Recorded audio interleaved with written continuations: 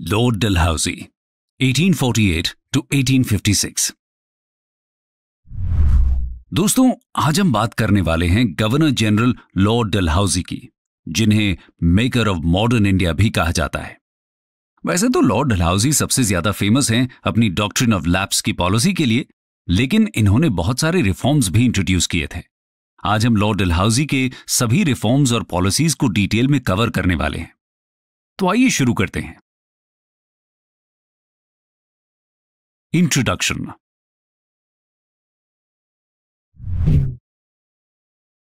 Lord Dalhousie 1848 से लेकर 1856 तक इंडिया के गवर्नर जनरल रहते हैं। ये इंडिया के यंगेस्ट गवर्नर जनरल भी रहे थे। इनके टाइम पीरियड में एक तरफ तो इंडिया का काफी तेजी से मॉडर्नाइजेशन हुआ था और दूसरी तरफ इन्होंने अपनी एनेक्सेशन पॉलिसीज से देश में एक आग सी लगा दी थी। आइए सबसे पहले हम लॉर्ड डलहौजी की इन्हीं एनेक्सेशन पॉलिसीज के बारे में बात करते हैं। Expansion of British empire by Lord Dalhousie. दोस्तों, लॉर्ड डलहौजी इंडिया में इंपीरियलिस्टिक एम्बिशंस के साथ आए थे। वो इंडिया में ब्रिटिश एम्पायर को एक्सपैंड और कंसोलिडेट करना चाहते थे और अपने इस एम को पूरा करने के लिए डलहौजी अलग अलग मेथड्स अडॉप्ट करते हैं। सबसे पहला मेथड तो ऑब्वियसली वॉर ही था। इन्होंने 1848-49 में सेकेंड एंग्लो सिख वॉर के थ्रू पंजाब को एनेक्स कर लिया था, जिसकी पूरी कहानी हम आपको पहले ही बता चुके हैं।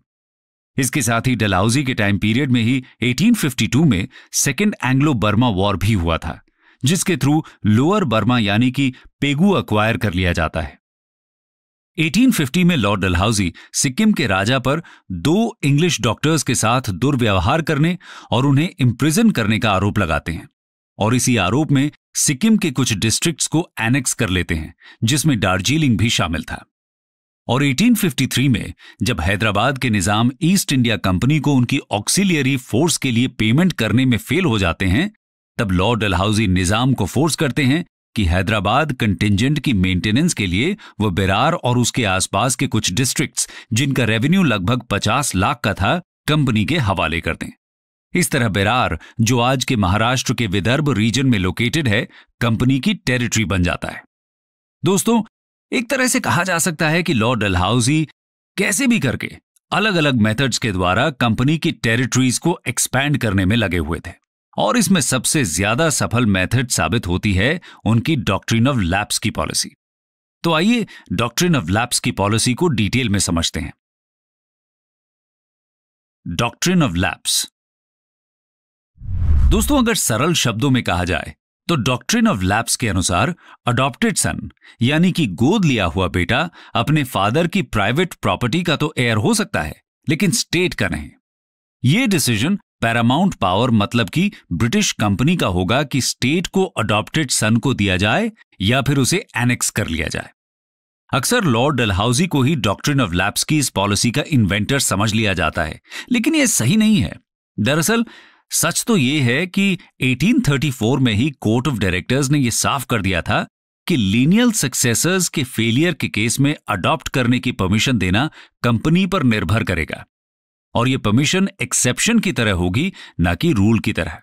मतलब ऐसी परमिशन सिर्फ स्पेशल केसेस में ही दी जाएगी।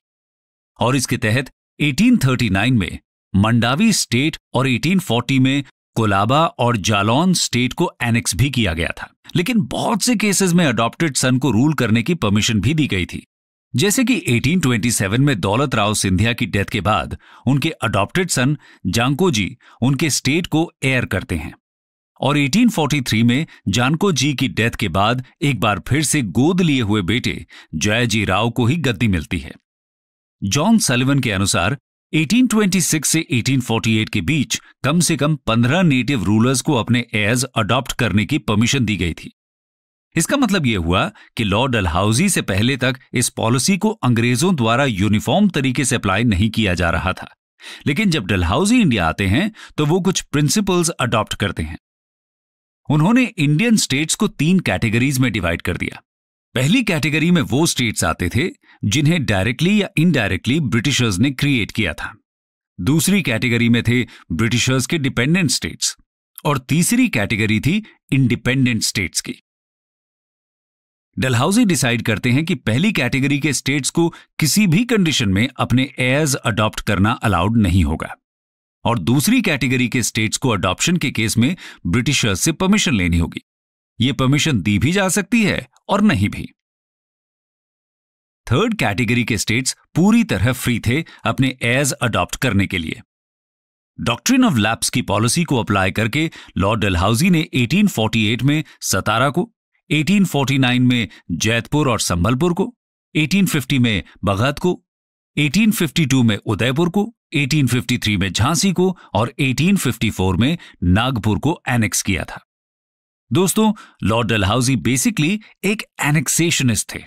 डॉक्ट्रिन ऑफ लैप्स की पॉलिसी को अप्लाई करके वो इंडिया में अपने एम्बिशंस पूरा कर रहे थे और जहां डॉक्ट्रिन ऑफ लैप्स अप्लाई नहीं हो पाती वहां किसी और बहाने से उन्होंने एनेक्सेशन किया। इसका एग्जाम्पल है अवध स्टेट का एनेक्सेशन। आइए उसके बारे में भी जानते हैं। Annexation of Awadh. दोस्तों, आपको याद होगा कि 1765 में बैटल ऑफ बक्सर के बाद अवध के नवाब के साथ ब्रिटिशर्स ने ट्रीटी ऑफ इलाहाबाद साइन की थी और उसके बाद 1801 में वेलेस्ली ने अवध के साथ सब्सिडियरी अलायंस की ट्रीटी साइन कर ली थी, जिसके बाद से ही अवध के नवाब एक्सटर्नल डिफेंस और लॉ एंड ऑर्डर की मेंटेनेंस के लिए पूरी तरह से कंपनी पर डिपेंड हो गए थे। 1856 में लॉर्ड डलहौजी अवध को मैल एडमिनिस्ट्रेशन के बेसिस पर एनेक्स कर लेते हैं। मतलब यह हुआ कि अवध के नवाब पर यह आरोप लगाया जाता है कि वो अवध को सही से रूल नहीं कर पा रहे हैं। वहां के एडमिनिस्ट्रेशन की स्थिति बहुत खराब हो चुकी है और प्रजा परेशान है। इसलिए अवध के लोगों को अच्छा एडमिनिस्ट्रेशन देने के लिए जरूरी है कि वहां नवाब का शासन खत्म करके ब्रिटिश रूल एस्टैब्लिश किया जाए और इस तरह अवध भी ब्रिटिश टेरिटरी का हिस्सा बन जाता है। दोस्तों, ध्यान देने वाली बात यह है कि अवध में शासन की खराब स्थिति के लिए असल में ब्रिटिशर्स ही रिस्पॉन्सिबल थे। सब्सिडियरी फोर्सेस के मेंटेनेंस के लिए अवध का काफी हिस्सा उन्होंने पहले ही एनेक्स कर लिया था। अवध के नवाब तो पूरी तरह उनके ऊपर ही डिपेंडेंट थे, इसलिए मैल एडमिनिस्ट्रेशन को एनेक्सेशन का वैलिड रीजन नहीं कहा जा सकता। वो तो बस लॉर्ड डलहौजी के लिए एक बहाना था अवध को एनेक्स करने का। असल में तो इंग्लैंड में चल रहे इंडस्ट्रियलाइजेशन के लिए कॉटन की बहुत ज्यादा डिमांड थी और अवध कॉटन प्रोडक्शन का एक फर्टाइल ग्राउंड था। लॉर्ड डलहौजी की एनेक्सेशन पॉलिसीज की वजह से इंडिया के नेटिव रूलर्स और आम जनता में ब्रिटिशर्स के अगेंस्ट एक आक्रोश की भावना पैदा हो जाती है, जो आगे चलकर 1857 की क्रांति का एक कारण भी बनती है। खैर, फिलहाल हम लॉर्ड डलहौजी के रिफॉर्म्स की तरफ चलते हैं। सबसे पहले जानते हैं उनके एडमिनिस्ट्रेटिव रिफॉर्म्स के बारे में। Administrative reforms. दोस्तों, लॉर्ड डलहौजी के इंडिया आने तक गवर्नर जनरल्स न सिर्फ इंडिया में एंटायर ब्रिटिश टेरिटरी का सुपरविजन कर रहे थे, बल्कि बंगाल प्रोविंस को गवर्न करने की रिस्पॉन्सिबिलिटी भी उन्हीं के हाथों थी। इस वजह से उनके ऊपर काम का बर्डन बहुत ज्यादा रहता था। इसलिए लॉर्ड डलहौजी ने बंगाल के एडमिनिस्ट्रेशन को देखने के लिए अलग से एक लेफ्टिनेंट गवर्नर का अपॉइंटमेंट कर दिया। इससे गवर्नर जनरल अब सिर्फ ऑल इंडिया अफेयर्स पर अपना ध्यान दे सकता था। इसी तरह से न्यूली एक्वायर्ड टेरिटरीज का चार्ज भी कमिश्नर्स को दे दिया गया था, जैसे कि पंजाब के केस में। इसके अलावा लॉर्ड डलहौजी से पहले तक पब्लिक वर्क्स के कंस्ट्रक्शन का काम मिलिट्री बोर्ड ही देखता था, यानी ब्रिज बनाना हो या सड़क बनानी हो, मिलिट्री से ही सारा काम लिया जाता था। आप समझ सकते हैं कि इससे सोल्जर्स की क्या हालत होती होगी। इसलिए डलहौजी ने पब्लिक कंस्ट्रक्शन के लिए एक नया डिपार्टमेंट शुरू किया, जिसे पब्लिक वर्क्स डिपार्टमेंट यानी कि PWD कहा जाता है। यह डिपार्टमेंट आज भी वर्क कर रहा है। डलहौजी के पीरियड में PWD के द्वारा कैलकाटा से पेशावर तक ग्रैंड ट्रंक रोड का रिकंस्ट्रक्शन किया गया था। इसके अलावा गैंजीज कनाल, पंजाब में बड़ी दोआब कनाल और बहुत से ब्रिजेस का कंस्ट्रक्शन भी हुआ था। यह तो बात हुई लॉर्ड डलहौजी के एडमिनिस्ट्रेटिव रिफॉर्म्स की। आइए अब जानते हैं उनके मिलिट्री रिफॉर्म्स के बारे में।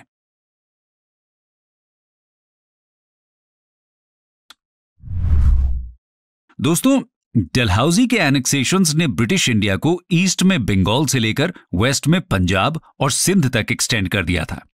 अब इतने एक्सटेंसिव एरिया के स्ट्रेटेजिक कंट्रोल के लिए ट्रूप्स के बेटर डिस्ट्रीब्यूशन की जरूरत भी महसूस होती है। इसलिए डलहौजी ने बंगाल आर्टिलरी के हेडक्वार्टर्स को कैलकाटा से मेरठ शिफ्ट कर दिया था।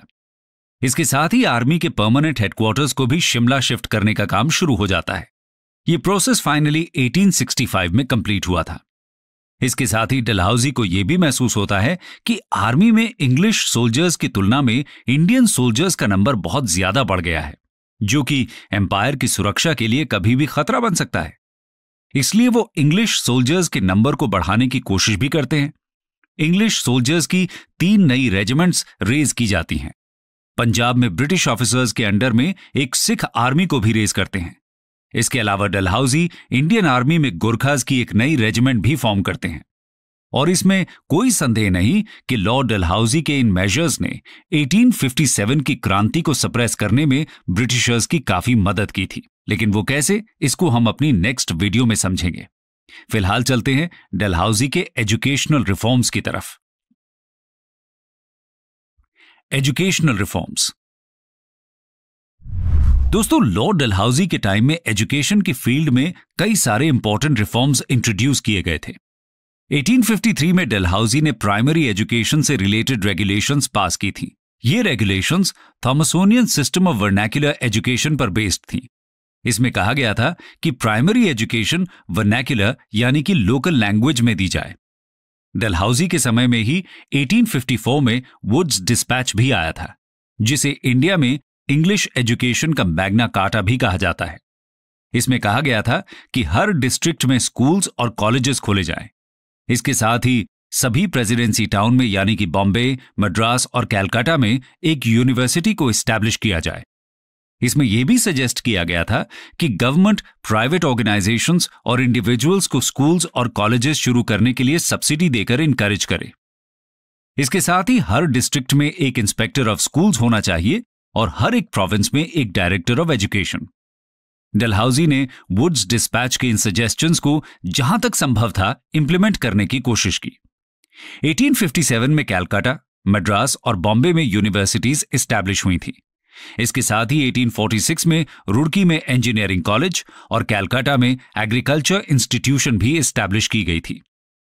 दोस्तों, अब बात करते हैं डलहौजी के उन रिफॉर्म्स के बारे में जिसकी वजह से उन्हें मेकर ऑफ मॉडर्न इंडिया भी कहा जाता है, यानी कि रेलवे, टेलीग्राफ और पोस्टल सर्विसेज के रिफॉर्म्स के बारे में। Development of railways, telegraph and postal services. दोस्तों, डलहौजी के टाइम पीरियड में इंडिया में ब्रिटिश डोमिनियंस को आयरन लाइन से जोड़ दिया गया, मतलब कि रेलवे लाइंस का डेवलपमेंट शुरू हो जाता है। 1853 के अपने फेमस रेलवे मिनट में लॉर्ड डलहौजी ने स्कीम की ब्रॉड आउटलाइंस को सामने रखा था, जो इंडिया में फ्यूचर रेलवे एक्सटेंशन का बेसिस फॉर्म करती हैं। 1853 में ही बॉम्बे से थाने तक फर्स्ट रेलवे लाइन को तैयार किया गया।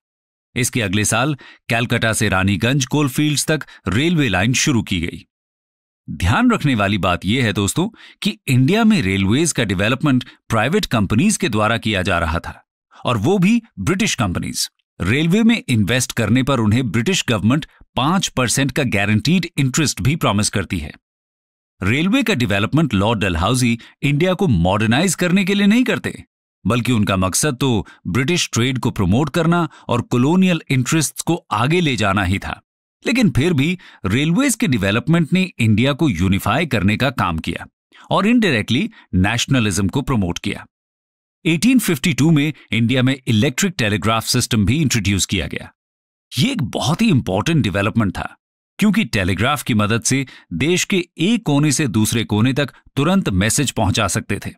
लगभग 4000 माइल्स की इलेक्ट्रिक टेलीग्राफ लाइंस कंस्ट्रक्ट की जाती हैं, जो कैलकाटा को पेशावर, बॉम्बे, मद्रास और देश के अन्य हिस्सों से जोड़ देती हैं।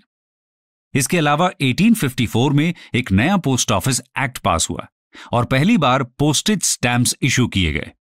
लेटर को चाहे कितनी भी डिस्टेंस के लिए भेजना हो, हर लेटर के लिए आधा आना यानी कि 2 पैसे का यूनिफॉर्म रेट फिक्स कर दिया गया।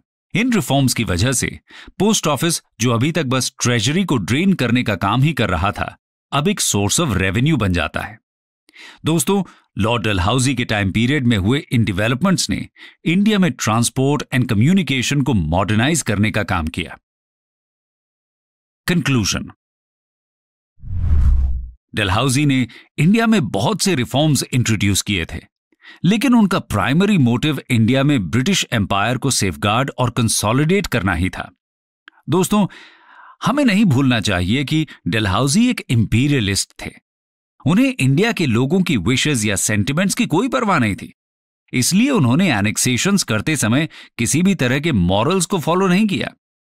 फिर बात चाहे पंजाब के साथ बिट्रियल की हो या अवध जैसे पुराने अलाय को धोखा देने की, डलहौजी ने ब्रिटिश एम्पायर को एक्सपैंड करने के लिए साम दाम दंड भेद सभी तरह की नीतियों का इस्तेमाल किया। और जैसा कि हम पहले ही बता चुके हैं, उनकी पॉलिसीज को 1857 की क्रांति का एक इंपॉर्टेंट कारण भी माना जाता है।